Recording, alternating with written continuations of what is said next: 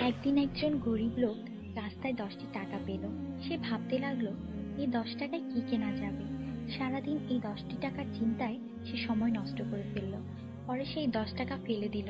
সে বলল, হে আল্লাহ, এই 10 টাকার জন্য আমি আজ সকাল থেকে আপনাকে একবারও স্মরণ করিনি। সেই সব লোক আপনাকে কিভাবে স্মরণ করে যাদের লাখ টাকা আছে? আল্লাহ সুদ হারাম করে দিয়েছেন, আমরা ব্যাংক বানিয়েছি। আল্লাহ জীবনকে সীমিত করেছেন, আমরা ঘড়ি বানিয়েছি। আল্লাহ পর্দার হুকুম দিয়েছেন, আমরা টিভি, ডিভিডি, ডিশ দিয়ে বেহায়ামি সর্বসাধারণের জন্য করে দিয়েছি। আল্লাহ বলেন, কোরআনে তোমাদের সফলতা, আমরা অক্সফোর্ডের বইকে সফলতা বানিয়ে নিয়েছি। আল্লাহ মিথ্যা বলা নিষেধ করেছেন, আর আমরা এপ্রিল ফুল পালন করা শুরু করে দিয়েছি। আল্লাহ বৃদ্ধ বয়সে মা বাবার সেবা করতে বলেছেন, আমরা বৃদ্ধাশ্রম বানিয়ে ফেলেছি।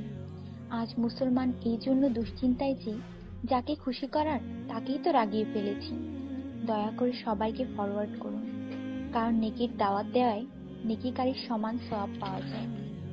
একটু ভাবুন, আজান যখন হয় তখন টিভির ভলিউম কমানো হয়, কিন্তু নজর টিভিতেই থাকে। আর মনে মনে বলি, আজান যাতে তাড়াতাড়ি শেষ হয়। এতেই কি আজানের মর্ম? আপনি নিজে আপনার মনকে প্রশ্ন করুন। আজানের জবাব দেওয়ার চেষ্টা করুন, যাতে মৃত্যুর পর কালিমা তাইয়্যিবা আমাদের নসিব হয়। অনুরোধ, এই মেসেজটি সবার কাছে পৌঁছে দিন। বন্ধুরা, আমাদের দাওয়াতে যদি কেউ না আসে, আমরা রাগান্বিত হই। আল্লাহর পক্ষ থেকে আমাদের জন্য প্রতিদিন 5 বার দাওয়াত আসে, আর আমরা নামাজ পড়ি না। তাতে কি আল্লাহ আমাদের উপর রাগান্বিত হন না? এটি শুধু মেসেজ না, বাস্তবতা। দয়া করে নামাজ আদায় করুন এবং অন্যকেও উৎসাহিত করুন।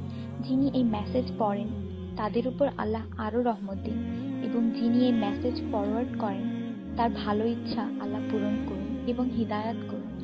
নামাজের চিন্তা করুন, ব্যালেন্সের না। আজান শুনে উঠুন রিংটোনের মতো। কোরআন মনোযোগ দিয়ে পড়ুন SMS পড়বার মতো। জীবন সবসময় থাকবে না নেটওয়ার্কের মতো। নামাজ ত্যাগ করা মানে আল্লাহকে রাগান্বিত করা। ফজর 6 মিনিট, জোহর 15 মিনিট, আসর 8 মিনিট, মাগরিব 10 মিনিট, এশা 18 মিনিট, মোট 57 মিনিট। 80% লোক এই মেসেজ ফরওয়ার্ড করে না। দয়া করে আপনি করুন। আল্লাহ সবার মঙ্গল করুন। আমিন।